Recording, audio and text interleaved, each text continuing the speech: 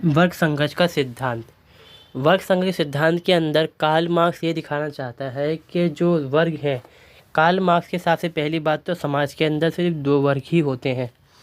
एक होता है पूंजीवादी, जिसके पास उत्पादन का नियंत्रण होता है यहाँ पर, ठीक है। वहीं दूसरा कौन होता है? उत्पादन के कार्य में लगा हुआ व्यक्ति, यानी कि जो कार्य कर रहे हैं लोग, वो वर्ग, जिसे सर्वहारा वर्ग कहा जाता है मार्क्सवाद के अंदर। जो पूंजीवादी व्यक्ति है, इसको संपन्न, और जो यहाँ पे श्रमिक है, जो काम में लगे हुए लोग फैक्ट्रीज में काम करते हैं, वो होते हैं सर्वहारा वर्ग, ठीक है। तो कार्ल मार्क्स का जो हम बात जानते ही हैं कि कार्ल मार्क्स का जो सिद्धांत है वो द्वंद्वात्मक भौतिकवाद है।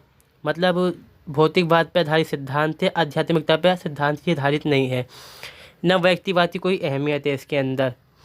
तो ये कार्ल मार्क्स ये कहता है यहाँ पर कि समाज के अंदर चाहे वो कोई सा भी समय रहा हो, युग रहा हो, यानी कि उसमें समाज के अंदर हमेशा ही एक वर्ग का शोषण होता रहा है।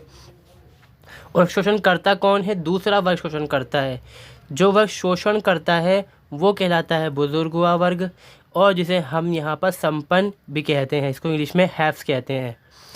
और इसका मानना ये है कार्ल मार्क्स का कि ये वर्ग ही समाज में राज्य की स्थापना करता है, क्योंकि इस वर्ग के सदस्य समाज में कम संख्या में होते हैं। वहीं जो सर्वहारा वर्ग है, उसके सदस्य जो होते हैं समाज के अंदर बहुत ज़्यादा तादाद में होते हैं। तो अपने रक्षा के लिए, और जो समाज के अंदर जो हम कहते हैं पराधीन वर्ग है, यानी कि जो श्रमिक वर्ग है, उसको नियंत्रण में, काबू में रखने के लिए ही ऐसे राज्य की स्थापना करता है जो पूंजीवादी वर्ग है यहाँ पर। और इन दोनों वर्गों में हमेशा क्या है कि संघर्ष चलता रहता है। अब संघर्ष का मतलब यहाँ पर खूनी लड़ाई से नहीं होता कार्ल मार्क्स का हमेशा ही।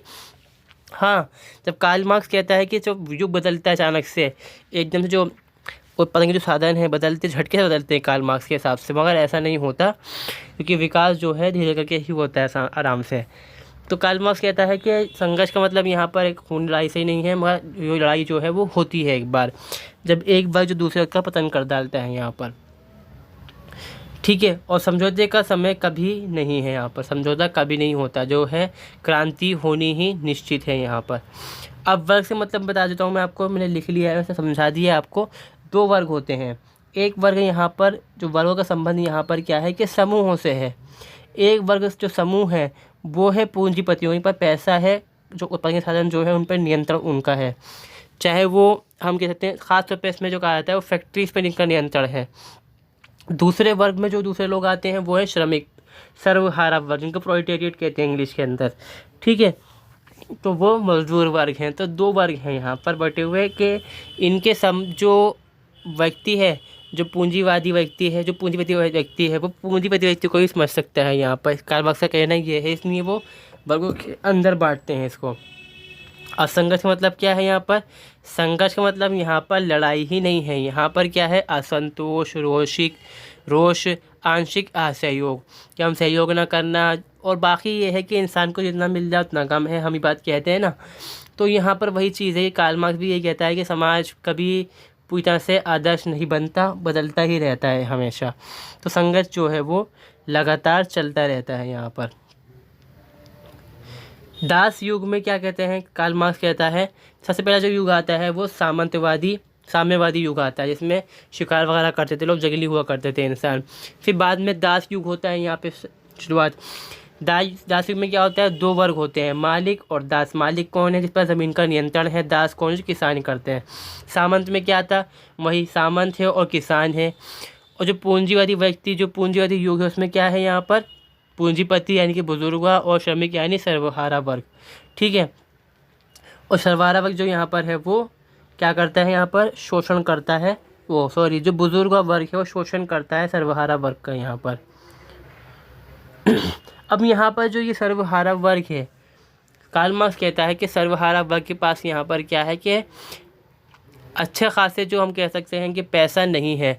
पैसा ना होने की वजह से ही ये वर्ग जो होता है अपनी जो श्रम शक्ति है उसको बेचता है। यहाँ पे श्रमजीवी कहलाता है ये, कि जो अपनी मजदूरी है उसको बेचता है, और जो फैक्ट्रीज हैं, कल कारखाने हैं, उनके अंदर अनियमितता के साथ काम करता है, यानी कि ना उसके वर्किंग आवर फिक्स होते हैं कि किस टाइम से किस टाइम तक उसको काम करना है, और ना ही उसको कोई फैसिलिटीज़ मिलती है जैसे आज के समय में मिलती हैं कि हेल्थ की मिल जाती है, घूमने फिरने की मिल जाती है।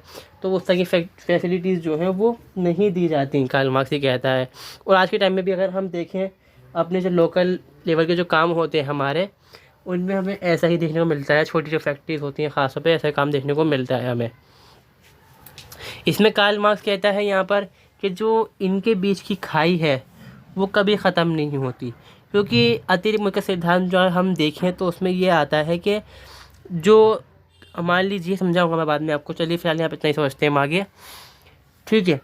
अब वर्ग जो है अपने जीवन पाचन के लिए पूर्ण रूप से अपने आम की क्रय विक्रय पे निर्भर है। कार्ल मार्क्स के अनुसार पूंजीपति और श्रमिक दोनों दूसरे के ज़रूरत होते हुए भी इनके हित परस्पर विरोधी हैं, क्योंकि जो पूंजीपति व्यक्ति है, तो कार्ल मार्क्स क्या कहता है कि दोनों दूसरे के परस्पर विरोधी हैं मगर ज़रूरत है। यहाँ पे मतलब ये है कि कार्ल मार्क्स ये कहना चाहता है जो पूंजीपति है उसको ज़रूरत होती है श्रम की, मजदूरों को काम करने के लिए। तो वो जो गरीब तबका है, जो सर्वहारा वर्ग है, वो उस पर यहाँ पर निर्भर हो जाता है वजह से। वहीं पर जो सर्वहारा वर्ग है उसको ज़रूरत होती है पूंजीपति की, क्योंकि उसको पैसा चाहिए होता है, तो वो उनकी फैक्ट्री में काम करता है यहाँ पर, ठीक है। अब जो पूंजीपति वर्ग यहाँ पर क्या करता है, कम मजदूरी देता है, और जो उनके हित हैं आपस में टकरा जाते हैं यहाँ पर, क्योंकि मजदूरी ज़्यादा की जाती है तो जो सैलरी है, जो आमदनी है, वो भत्ता है वो कम दिया जाता है इनको, और यही बुनियाद बनती है वर्ग संघर्ष की यहाँ पर। आधुनिक युग में क्या है, कार्ल मार्क्स ने कहा है कि पूंजीपति युग को कार्ल मार्क्स ने वर्ग संघर्ष का चरमोत्कर्ष की अवस्था माना है।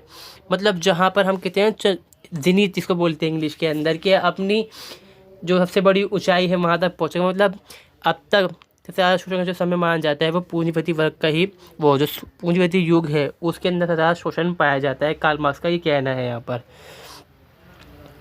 अब यहाँ पर क्या होता है, कुछ बदलाव भी होते हैं समाज के अंदर, कि उनका मानना है कि पूंजी पर आधारित उत्पादन प्रणाली में उत्पादनकर्ता की निरंतर परिस्पर्धा के स्वरूप क्या होता है, सारी पूंजी और ज़मीन धीरे धीरे इन्हीं चूल्हों के हाथ में सिमटती रहती है।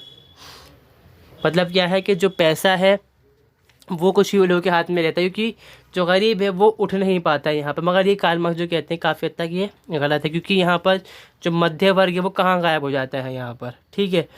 और यहाँ पे क्या है, मध्य वर्ग अपने पैरों पर खड़ा ना रहने के कारण श्रमिक वर्ग में मिल जाने को विवश हो जाएगा। ये कार्ल मार्क्स का कहना है, क्योंकि गलत है ये बात, ठीक है।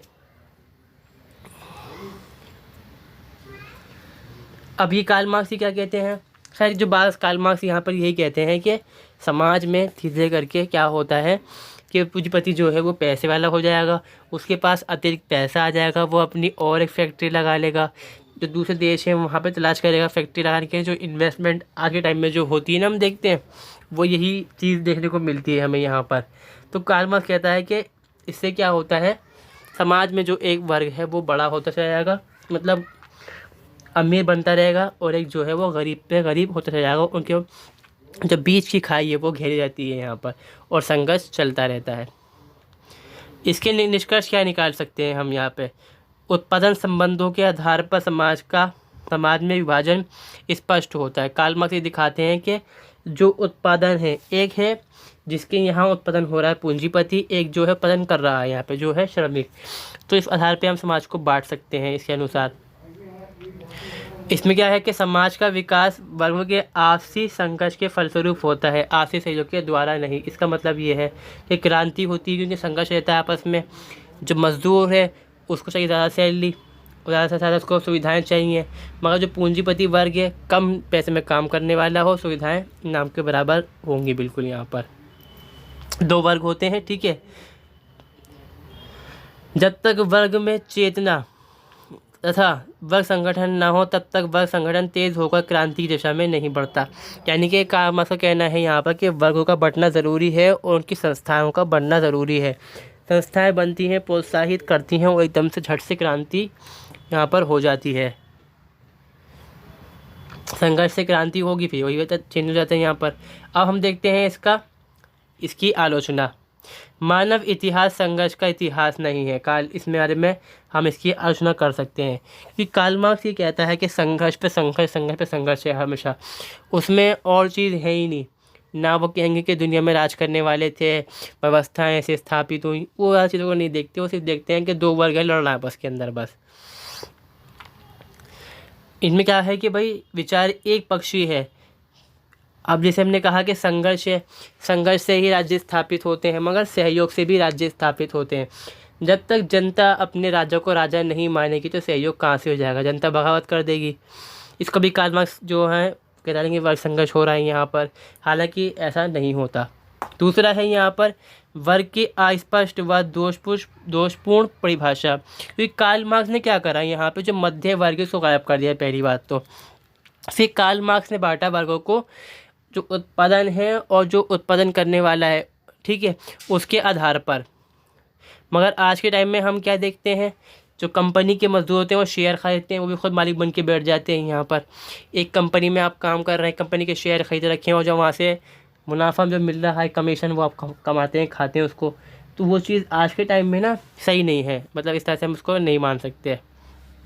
और समाज में क्या है कि बहुत सारे वर्ग हैं। एक तो हालांकि दो वर्ग तो ये है ही, इसके बीच में निकल के आता है मध्य वर्ग, जिसमें हम डॉक्टर, वकील, इंजीनियर, बहुत सारे इस तरह की पत्रकार वगैरह यहाँ पे शामिल होते हैं। तो ये कहाँ जाएंगे, ये किस वर्ग में डालता है कार्ल मार्क्स? इनको नहीं डालते वो उस चीज़ में। मार्क्स की क्रांति की धारणा गलत सिद्ध हुई। कैसे? इस बारे में कहा कि श्रमजीवी क्रांति करते हैं, मगर क्रांति हमेशा नहीं हुई है, ऐसा हम सिर्फ आशा कर सकते हैं, क्योंकि आज तक ऐसी कोई ख़ास क्रांति नहीं हुई। रूस में हुई थी, जो कि असफल क्रांति मान सकते हैं उसको हम। अब जो कार्ल मार्क्स की भविष्यवाणी एक वैज्ञानिक आधार नहीं है। पहले क्या है, कार्ल मार्क्स कहते हैं कि भाई मैंने जो हिसाब लगाया है वो मैंने देख के लगाया कि समाज में कैसे कैसे होता है सब कुछ। मगर अगर हम देखें जो कार्ल मार्क्स की जो सिद्धांत जो है असल में, वो तो क्या है, वो सिर्फ इस पे आधारित है कि वर्ग संघर्ष होता रहता है समाज में। तो ये वैज्ञानिक नहीं है यहाँ पर बिल्कुल भी। इसका महत्व क्या है यहाँ पर, पूंजीवादी अर्थव्यवस्था का गहन विश्लेषण करके कार्ल मार्क्स ने ये सिद्ध किया है कि यह व्यवस्था शोषण पर आधारित है। इसका महत्व यही है कि कार्ल मार्क्स दिखाना चाहता है कि जो व्यवस्था है पूंजीवादी, वो शोषण पर आधारित है बिल्कुल। और कार्ल मार्क्स का अतिरिक्त मूल्य का सिद्धांत यह सिद्धांत है जिसके द्वारा ये सिद्ध करने का प्रयत्न करता है कि पूंजीपति श्रमिकों का शोषण करते हैं। ये मैं भी देखता हूँ, समझाऊंगा मैं आपको इस बारे में भी कि ये सिद्धांत मैंने यहाँ पर दे रखा है।